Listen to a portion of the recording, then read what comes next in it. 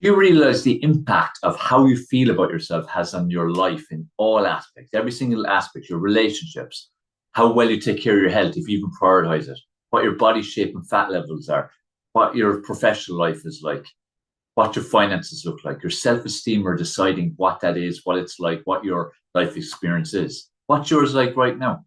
You love yourself. You have proper good self esteem. You embrace who you are. You embrace your uniqueness. You accept who you are. You utilize all the big benefits of who you are and the unique individual that you are. Self love, self image, self confidence, crucial, game changer, decide your life. Welcome to the latest episode of the Mind Body Health Podcast. This can be a very, very important episode. They're all important, all great information, but what I'm going to be talking about in this particular episode truly is the crux of everything.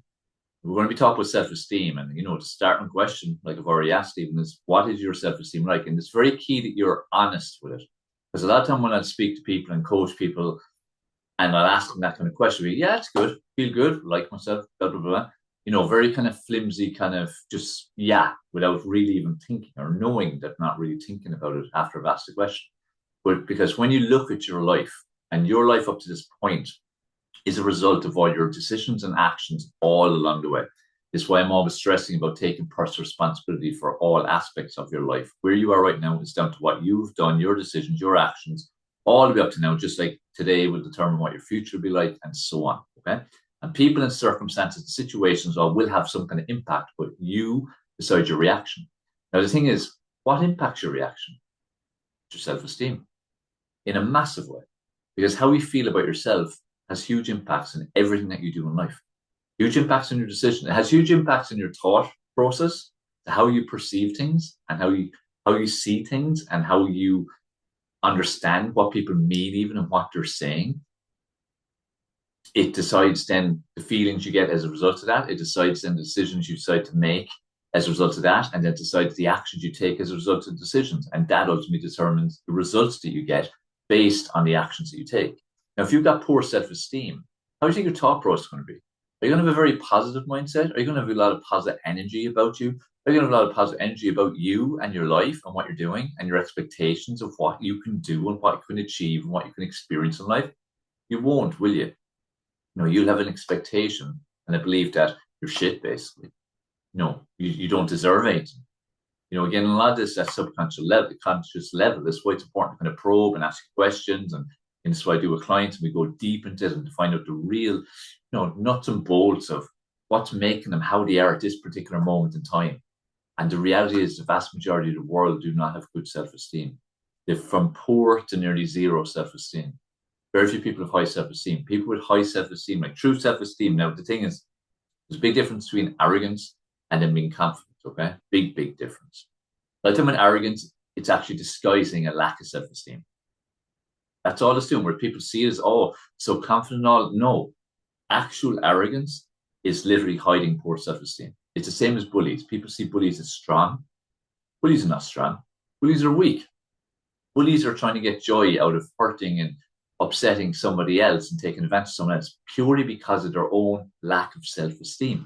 And this is why we have to shift our mindset around these things and see that as a reality, especially if we're experiencing these things ourselves. Because a lot of time, the person who is the subject of bullying especially sees themselves as the problem. They're the problem. And that's where, again, from a mental point of view, mental health, self-esteem, self-image, it goes through the floor. And that can stay with them for life. So like, let's say if you've experienced bullying as a child, 10, 12 years or whatever, and you might be in your 40s or 50s now, unless you've actually dealt with it, made peace with it, worked on self-growth, worked on your own self-esteem, got to a point where you truly do care and love yourself, it's still impacting your life in a very large or in a small way, but it's still impacting your life. That is the power of your self-esteem. And from pretty much the age of 2 or 3 years of age onwards, we're being impacted in a positive or negative way.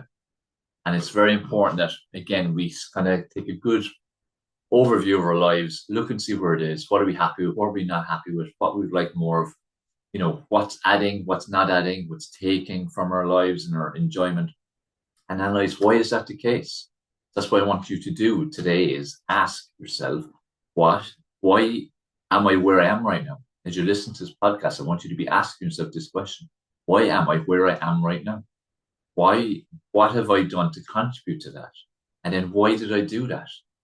What were the triggers? It's all about triggers. Because the bottom line, if you've got very high self-esteem, you truly love yourself for the unique individual that you are, you embrace your uniqueness, and also you have good self-confidence, and you do not give a shit about what anyone thinks about you, your opinions, what you do, your life, your ambitions, all those things. You truly do not care. Other people's opinions do not matter. That is where you're going to have high self-esteem, because you're going to be truly free. And that is the power of getting that point. That's why I want to speak about this topic. And I've spoken about before in previous podcasts, but the why now when I wanted to kind of revisit it, because it's such an important thing. Because if you have poor self-esteem, your life isn't going to change for the better, no matter how much effort you put in. You could be giving it serious welly in different areas of your life and taking action, but it's never going to stay consistent. And you're going to have that part of you chipping away all the time saying, you're useless, you're not good enough, you don't deserve this, who the hell do you think you are? You're only XYZ, all that kind of stuff. Just like again from an image point, you're ugly, no one will like you, no one could love you, no one's be attracted to you, you're gonna be on your own forever, you're disgusting. All these kind of thoughts that we have again when you poor self-esteem. And we have to counteract it. And this is why the discussion of mental health especially is so important, to make it more and more normal to speak about mental health, make it more and more normalized. That if you're suffering from any aspect of mental health or any level of it, doesn't matter how it's high, huge, small, whatever is making you not feel right, that you openly can speak about it. To people you can truly confide in, get professional help, publicly, whatever way works for you. But again, it's a starting point at least for, turning things around and working towards your self-esteem. So I hope you can understand at this point just the impact your self-esteem has in your life. Like I said, it impacts everything. Think of how it impacts your decisions. Just think about it. And like I said, think about where you are right now. And look back and see your journey. And you had to pick out certain points along the way where it was your self-esteem led you to take that decision. It's like even people who are in abusive relationships. They're being battered psychologically and mentally, usually, as well as physically or sexually a lot of the time too. But it's the mental stuff is actually the most damaging, because it can damage them forever and leave that print unless they really work hard on themselves to get away from it. But even the fact that people stay in abusive relationships, it's because they feel so inadequate and nearly are convincing themselves at a subconscious level they deserve what they're getting because they are the problem. It's why it's even like with kids, marriages break up, which happens all the time, and divorces and all these separations, things like that. There's kids involved. You have to be very conscious of the impact on the kids, because the kids will think it's their fault. Even if there's a big argument or something, kids will take it on as if it's their fault. And that's something that can't stay sitting with them. You have to counteract that. Okay? So this is what I'm saying, can start from such a young age. And we have to counteract self-esteem issues. We should be trying to boost people and make sure we're boosting people as well as boosting ourselves, creating positive energy. This is why as well it's so important to take care of yourself. As a huge foundation for literally everything, and include your self-esteem, is how well you take care of yourself. Because when you take care of yourself, when I say take care of yourself, I mean that you feed your mind the right material, feed it positivity, you limit your exposure to any kind of negativity that's material or people, and remember, you control it. You make sure you exercise on a consistent basis. You make sure you make healthy nutrition choices most of the time. It's okay to have a day or two off and have a few treats, but most of the time you're eating healthy. You're drinking the water to feed your brain and keep it hydrated as well as your body. You're consciously having a proper waking and bedtime to get good quality sleep, and you've got good sleep hygiene and good sleep environment to ensure that you get quality sleep. You're doing mindfulness. You're working on how to manage stress, how to manage your emotional state, how to keep your energy levels higher, bring it up when it gets low. All these things. There's so many different aspects. Again, being committed to work on that, because the higher those levels get in all of those areas, the better you feel about yourself. This way, after a workout, you go into a workout feeling like shit, feeling horrific about yourself. When you finish that workout, even if it's only 1% better, you will feel better about yourself, because you have that kind of feel good endorphin kind of kick that you have to feel good after. And then you'd feel better about yourself. And then something else happens after, you got a bit of a snowball effect. Okay. So it's really important, again, to focus on your health and well-being. That's why I'm so passionate about the mind-body health area, because I've been there, done that. From 7 to 17, I was suicidal every single day. I did not want to be here. I was so close to ending it on so many kids. I stood on so many bridges. I stood in the middle of so many roads. I stood on so many footpaths on the edge, ready to jump in front of the next truck or car or something. I did it so many times. What made it harder, and so I'm very big on excuse me, communication. No one knew. I was the only one who knew because I internalized it all. Externally, then I was excellent as an actor. That I showed to everybody I was happy-go-lucky. I was trying to make them laugh. I was always fun. I was enjoying life. I was there to listen and help them, all that kind of stuff. So to everyone else, everyone was cool. In my own head, I was in hell. I was in hell. And the thing for me is, and this is why again I'm so passionate with this for the last 30 years. This is my 30th year with a purpose of making a positive impact on other people and educating, motivating, and hopefully inspiring and being dedicated to learning, learning, learning, learning. So I can give you guys the best possible guidance and material and education. But it was getting into exercise, improving my nutrition, becoming more conscious of what I put into my mind, what I listen, what I watch, what I read, who's in my circle. The more I immersed myself into that, the more I improved in those areas, the better I felt about myself. It's inevitable. This is why it's so powerful. This is why exercise is literally medicine for the mind. This is why water is so powerful for hydrating brain and body and so important, especially the brain where we don't retain water. So we have to keep it hydrated. Nutrition, you are what you eat. You reap what you sow. It affects your mood, your energy. 20% of calories go to your brain. So that'll have a huge impact on how your brain functions along with the water. Your sleep is when your body restores. You're not sleeping right, then you're not going to restore right. You're not going to improve in whatever way your body's to improve and develop and regenerate. You're not going to have energy. Your mood's going to be affected if you've got poor sleep, and it affects your brain function. See how all these things are knitted together. So the more in control you are of your mind, body, and health, the better you feel about yourself, the higher level of self-esteem, then everything else is so much better. Your relationships will be much better. Your professional life will be much better. Your finances will be much better. So they're all knitted together. But they're the key foundation of your mind, body, health. That's what you have to get control of. That's what you need to focus on. But it goes back again to the power of your self-esteem. That's the main point of this podcast. And the main thing I want to drill into you is your self-esteem is everything. We need to work with self-esteem. You need to boost yourself at every opportunity. You need to remind yourself of the things that you have done that you were forgetting about when you're thinking about what you didn't do or what you haven't done yet or what you think you're not able to achieve. Remind yourself of what you have done. Remind yourself that you are a high achiever. You have done things and you can do more things. Work, as I said, on building that self-esteem and self-confidence. Get professional help if you need to, or again, reading and listening to stuff that's all based around self-esteem. Again, zone into whatever it is that you need. The key thing is you need to work on your self-esteem and get away from this script in your head of I'm fine. I have good self-esteem. People say that to me all the time. They don't. And until a person faces that fact, they eyeball themselves in the mirror, asking themselves that genuine, honest question: do you have good self-esteem? How do you feel about yourself? Do you love yourself? And if they answer, no, I don't, that's empowering. That's a life-changing moment. But if you keep telling, no, I'm fine. Yeah, I do love myself.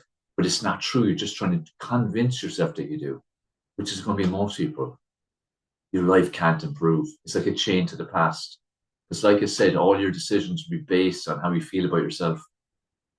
If you're telling yourself you're useless, why will you take what's perceived as risks around business or jobs or careers or any entrepreneurial venture or things like that? You won't. You won't. When you don't feel like going to work out, are you going to work out? You're not, because you're going to tell yourself, what's the point? You fucking look terrible anyway. You're going to look terrible forever. You can't do this. Self-esteem. Everything's down to self-esteem. Staying in relationships, you shouldn't stay in self-esteem. No one should need a person. And this, again, another important point with self-esteem. And if you're in a relationship, look at this point from your own relationship, okay? But you don't want to need a person. You have someone in your life, a special person in your life, they should be adding to your life. That's why they're there. No one's perfect. They're going to have their flaws, just like you have your flaws. So no relationship is perfect, but there's compromise on both sides. But there's support on both sides in a good relationship. There's great open communication and all that side of things. And you're pushing each other to keep being the best you can be and lifting each other up when you need to and so on. Just as much as being harsh with the other person openly when that needs to happen too. But if you're in a relationship where it's very much one-sided, you're allowing to happen because of your self-esteem. You don't love yourself enough. Again, you're telling yourself you deserve it as it is. You deserve to not have a good life, to not be happy, to be miserable. That's why people stay in relationships a lot of time, because they don't have enough self-esteem and they need that person. I've had conversations with people over decades and decades where they might end a relationship or it's ended or whatever. And it's like, oh, after a week, I need to get a girlfriend or I need to get a boyfriend. And they're like, why? Why do you need to? But again, that's down to their self-esteem. They feel they're inadequate if they haven't got a partner. When you truly love yourself, when you have good self-esteem, self-image, and self-confidence, and all that, you don't care what people think. Remember all these superpowers I speak about. When you have that, you don't need a person. You're very content with yourself. You're very content with your own, in terms of your own skin, your own company, doing stuff on your own, all that kind of stuff. Now, a person can get too comfortable with that too, and they tell themselves, "I'm cool on my own forever," which isn't good. We're human beings. We're meant to interact, relationships, all that side of things. That's just normal. But we can make it be that we nearly internalize too much and become too independent. Independence is great. It's very powerful. But like everything, there's a line to cross. So again, another thing to be very aware of what yourself. If you've been independent, let's call it inverted commas, for quite a long time. Is this one that you're like nearly choosing to be independent as opposed to having good self-esteem, not needing somebody, but you're also put up walls stopping potentially the right person coming in, or at least giving people a go. You know what I mean? I know it's a bit of a tangent on what we're speaking about, but it's all interconnected anyway. Look, at the end of the day, I want to share things with you always in these podcasts that help you in your life. And I know it can jump off in different tangents, but I hope whatever I do share has some positive impact and does help you in some way, because again, that's always my intention. So as I said, in relationships, you're in it and you shouldn't be in it, or things need to change, or it's very one-sided. That's down to your self-esteem. You're accepting it for that reason. If repeatedly bad things are happening, constantly, very similar stuff, especially, again, you're putting out the wrong energy. You're attracting the wrong things in. Now, that doesn't mean challenges and obstacles don't hit in life. They do. I mean, things are repeatedly kind of happen, especially the same kind of thing. Again, self-esteem. So look, my message on this podcast is, one, to be 100% honest with yourself and look yourself in the mirror and ask yourself, do I love you? Do I love you? Truly, 100%, unconditionally. Do I embrace you for who you are? Do I embrace you? Do I value you for who you are and all your unique traits? As a result, do I have good self-esteem, self-image, self-confidence? Be honest with yourself. And if you don't, which is cool, and it'll be like 99% of people, start to work on it. What you feed your mind, what you feed your body, liquid you put in, sleeping habits, boosting yourself back up, reminding yourself of things you've done before, your circle, all these things help. The main thing, like everything, is that you're committed to evolving into a better version of yourself every single day. Commit to evolving into a better version of you, and the stress is on the word better because it's a lifelong process. Better, better, better, better, all the way to your last breath. You're committed to that, you're going to go the right direction. Your self-esteem can only improve, self-image can only improve, self-confidence can only improve. Your life, all aspects of it, can only improve. I want you to commit to that. So I hope this has been useful. I hope it's maybe opened your eyes to a few things. I hope it's given you some food for thought, or maybe triggered some things in you. Remind you that things aren't as rosy as maybe you're telling yourself they are. Remind you that you do need to change or continue to change, that you've already started. The main thing is get good self-esteem. Self-esteem is superpower. Loving yourself is a complete superpower. It will change your life forever. We all need to work on it. Every one of us. Even societal conditioning makes us feel shit about ourselves. All the marketing by all the industries, which we're bombarded by, even if we don't watch TV, we'd see it on posters and billboards and front of shops and things. Unless you go around with your eyes closed all the time, you can't stop the marketing, which is all about comparison. And comparison's the thief of joy. It's like a beauty price. Look at this is amazing, beautiful woman or guy is taking this stuff or using this aftershave or using these creams. And it's because of this. So you're comparing and going, oh, I wish I looked like that. Oh, that's my vehicle. Let's go. I'm going to buy this thing. Everything's on that. It's like anything with fitness, health, well-being. It's always the perfect, or what people perceive as the perfect body, using whatever it is that's supposedly the solution. So it makes people go, oh, I want that. And go and invest in, which most of the time, these things are absolute garbage. It's just marketing. It's just taking your money. It's stealing your money. But you're also allowing yourself to be manipulated. So comparison is a thief of joy. So again, it's another thing tied into self-esteem. If you compare yourself a lot, if you ever find yourself comparing yourself, stop. Okay, so look, comparison's thief of joy. You need to stop this. Do not compare yourself. The worst thing you can do. Okay, hope that was helpful for you. Please do leave any questions or comments. Leave below the podcast because there is the option, especially on Spotify, YouTube, and I think Apple Podcasts and a few of the others. You can always DM me on any social medias or email through my website. Please follow and subscribe this podcast. It does help so much.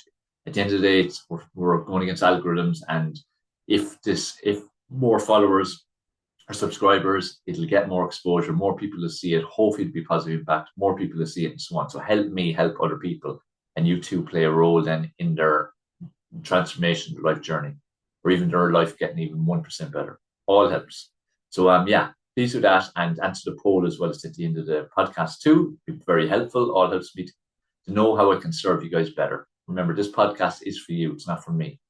You know, it's one of the many ways I do my best to share positive content, educational content, motivational content, and hopefully inspiring content. Take care. Keep stepping forward. And remember, stay committed to evolving the better version of yourself until your last breath.